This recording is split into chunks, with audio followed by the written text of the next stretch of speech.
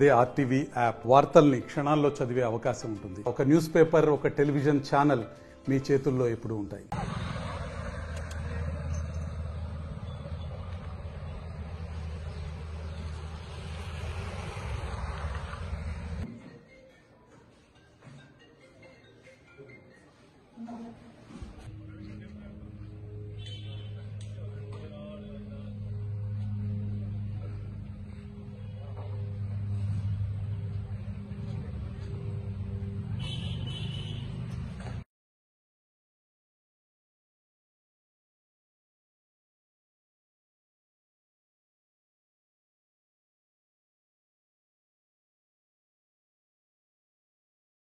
Sir నమస్తే sir, దయచేసి చెప్తున్నాను.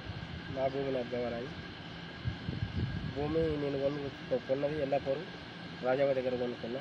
324 నేను కొనుక్కున్న భూమి సర్వే నంబర్ సార్ అది. దయచేసి నా భూమి నాకు కావాలి. అప్పుల బాధకు నేను చదివికి పోయిన తర్వాత మా అత్తగారు ఆక్రమించుకొని వేరే వాళ్ళకి అమ్మేసారు సార్. ఈ భూమి నా భూమి నాకు కావాలి. నా దగ్గర పాస్బుక్ పట్టకాయలు అన్నీ ఉన్నాయి సార్. అయితే నాకు ఎంఆర్ఓ సార్ రాసి ఇచ్చినవి, జిల్లా నిర్మల్ సార్ రాస్తే తీసుకుపోయి పేపర్ తీసుకుపోయి కలెక్టర్ దగ్గరికి వెళ్ళి మళ్ళీ నీ సంతకమంటే నా పట్ట అయితే లక్ష్మణ్ లేకపోతే పట్టగాని మళ్ళీ కలెక్టర్ దగ్గరికి వెళ్ళి కూడా పేపర్ తీసుకొని వచ్చాను సార్. దయచేసి నా భూమి నాకు కావాలా, నీ భూమి నీకైతే లక్ష్మణ్ అని రాసి ఇచ్చాను సార్. దయచేసి నా భూమి నాకు కావాలని కోరుకుంటున్నాను సార్. మాది రామరెడ్డిపల్లె సార్.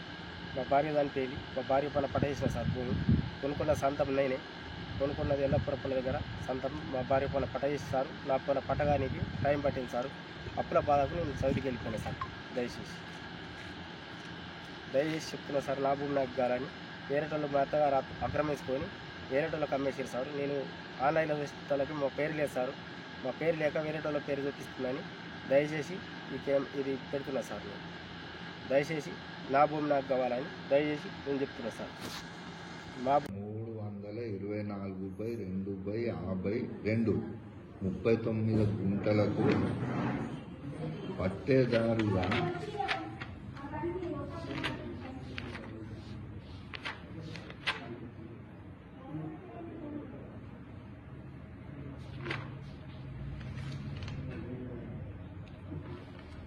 అలకుంట గంగమ్మ భర్త లక్ష్మణ్ గారు ఉండి మరణించినందున కుటుంబ సభ్యుల ధృవీకరణ పత్రం ప్రకారం కూతురు ప్రవళిక, భర్త లక్ష్మణ్ గారు ఉన్నారు. ఇట్టి దానిలో ఏ లక్ష్మి పొట్టెన్న అనువారు గతంలో 21/9/22 రోజున ఇట్టి భూమిని ట్రాన్స్ఫర్ చేయొద్దు అని దరఖాస్తు ఇచ్చి ఉంటుంది. జూన్ నెల 2023-21 తేదీ రోజున ప్రవళిక విరాసత్ పట్టా కొరకు కార్యాలయాన్ని సంప్రదించి స్టార్ట్ బుక్ చేసుకొని అఫిడేవిట్ సమర్పించినారు. ఇట్టి భూమి వారి తల్లికి సంబంధించినది, మా కుటుంబ సభ్యుల నుండి ఎలాంటి అబ్జెక్షన్ లేదు, కావున నా పేరున పట్టా మార్పిడి చేస్తే మరియు ఎలాంటి కోర్టు కేసులు లేవు, ఎలాంటి డిస్ప్యూట్స్ లేవు, ఫ్యూచర్లో ఎలాంటి డిస్ప్యూట్ వచ్చినా దానికి నేను బాధ్యురాలినని చెప్పి అఫిడేవిట్ ఇవ్వడం జరిగింది. అట్టి అఫిడేవిట్ మరియు సాక్షుల ఆధారం మేరకు 5 సాక్షులు ఇచ్చి దాంట్లో ఉన్నారు. అల్లెపు గంగాధర్ ఒకరు, నిట్ట రవీందర్ ఒకరు, బిర్పూరి గంగన్న ఒకరు, బాలం విజేందర్ ఒకరు, అల్లెపు లక్ష్మి ఒకరు. కావున ప్రవళిక పేరు మీద విరాసత్ పట్టా మంజూరు చేయడం జరిగింది. ఇట్టి విషయమై ఏమైనా అభ్యంతరాలుంటే సంబంధిత కోర్టును సంప్రదించగలరని తెలుపనండి. ఫ్యామిలీ మెంబర్లో వాళ్ళ హస్బెండ్ ఉండగా ఆయనకు సంబంధం లేకుండా మీరు కూతురు అఫిడవిట్ ఇవ్వగానే సాక్షులు తీసుకొని రావనే పట్ట చేసేయడం కరెక్ట్ అనుకుంటున్నారు సార్? ఆయన స్థానికంగా ఉండరావు, బయట దేశంలో ఉంటారని చెప్పారు. మీరు ఎంక్వైరీ చేసిరా సార్? ఆమె చెప్పింది. సో ఆమె చెప్పింది దాన్ని బట్టి మీరు పట్టా చేసేస్తారా? ఇతరులు ఎవరైనా అట్లా అడ్వర్టైజ్ చేస్తే చేస్తారా? ఇంకా వేరే వాళ్ళు స్థానికంగా లేకుండా స్థానికంగా ఉంటే వేరే డాక్యుమెంటేషన్ చేస్తారా? ఇప్పుడు వాళ్ళు ఇచ్చినప్పుడు కొన్ని సందర్భాలలో చేయాల్సి వస్తుంది.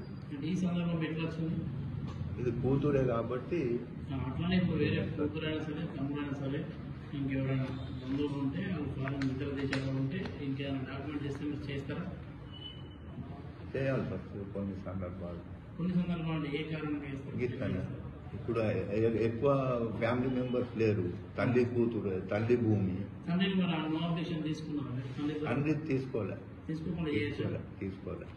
చేయొచ్చా? తీసుకోకుండా చేయొచ్చా? నేను చేసినాను. తప్పు అనిపిస్తే కోర్టును సంప్రదించగలరు. అచ్చా, మీరైతే వేసేసారు కానీ తప్పే ఉంటే కూడుకోండి. మీకు తప్పు అనిపిస్తే మాకు కాదండి, యాజ్ పర్ రూల్స్ చేయొచ్చా? రూల్స్ ప్రకారం చెప్పండి మాకు, అంతే.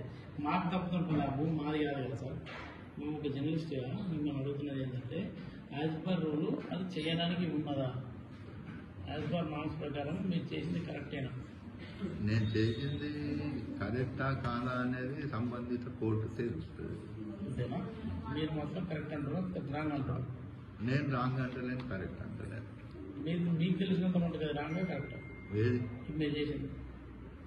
నేను చేసింది రాంగ్ అని కూడా అనలేను, రైట్ అని కూడా అనలేను. ఏం తెలియకుండా చేసిందా?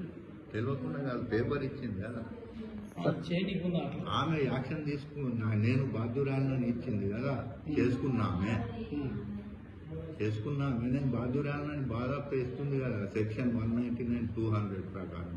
ఓకే, సెక్షన్ 199(200) ప్రకారం ఎవరైతే ఆమె బాధ్యురాలను ఇచ్చింది కదా, అట్లాంటి డాక్యుమెంట్స్ ఇప్పుడు ఏం వచ్చినా మీరు చేయగలుగుతారు.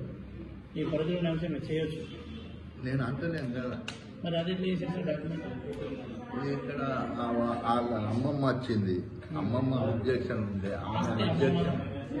ఆమె చెప్పిందామె నేను వాళ్ళ అమ్మమ్మ ఆస్తి అమౌంట్ అది నాకు తెలియదు కదా. తెలియకుండా మీరు ఆమె ఆస్తి అనేది నాకేం తెలుసు. అది తెలియకుండా ఎట్లా చేస్తారు? ఆస్తి మీరే నేను అడగా కదా, నువ్వు పట్టేదారు ఉన్నప్పుడు, నువ్వు అమ్ముకున్నప్పుడు నీకు తండ్రితో నచ్చిందా కొన్నవా అని నేను నీకు అడగా కదా. అడగా కదా. అమ్మమ్మ పట్టదారు కాదు కదా. అమ్మమ్మ పట్టదారు కాదు. మరి కానప్పుడు చేయొచ్చా? ఏది ఇప్పుడు చేయొచ్చా? అది అప్పుడు 22లో ఇచ్చిన అబ్జెక్షన్. అది సార్ 22లో ఇచ్చారు కానీ మొన్న రీసెంట్ గా జూన్ మంత్ లో అయింది కదా రిజిస్ట్రేషన్. మీరున్నప్పుడు అయింది, మొన్న చేసారు. బిడ్డ ఇచ్చింది కదా. బిడ్డ ఇచ్చింది. సో తండ్రిది ఏమన్నా మీరు ఎన్ఓసీ కానీ లేకపోతే ఆయన సిగ్నేచర్స్ కానీ ఏమైనా తీసుకున్నారా? అడగలేదు. సో అడగాల్సిన బాధ్యత ఉంటుంది కదా మీరు యాజ్ ఏ గెజిటెడ్ ఆఫీసర్ గా. సో నాకే తెలియదు అని చెప్పేసి ఆయన కరెక్ట్ అనుకుంటారా మీరు? ఏది ఇప్పుడు అది రాంగా రైటా అంటే అది నాకు తెలియదు, ఏమైనా తప్పు ఉంటే కోర్టుకి వెళ్ళాలన్నా కరెక్టా యాజ్ ఏ గెజిటెడ్ పర్సన్ గా? నేనేమన్నా ఇప్పుడు మీకు అభ్యంతరం ఉంటే కోర్టులో వెళ్ళి చేసింది తప్పు అయితే ఆర్డర్ తెచ్చుకోమని. సార్ ఈ డాక్యుమెంట్స్ సంబంధించి సేమ్ ఇంకో డాక్యుమెంట్స్ సేమ్ ఇట్లా మీరు చేస్తారని అడుగుతున్నాను. మరిన్ని వీడియోస్ కోసం ఛానల్ ని సబ్స్క్రైబ్ చేయండి, లేటెస్ట్ అప్డేట్స్ కోసం వాట్సాప్ ఛానల్ ని ఫాలో చేయండి, అండ్ లింక్ డిస్క్రిప్షన్ లో ఉంది.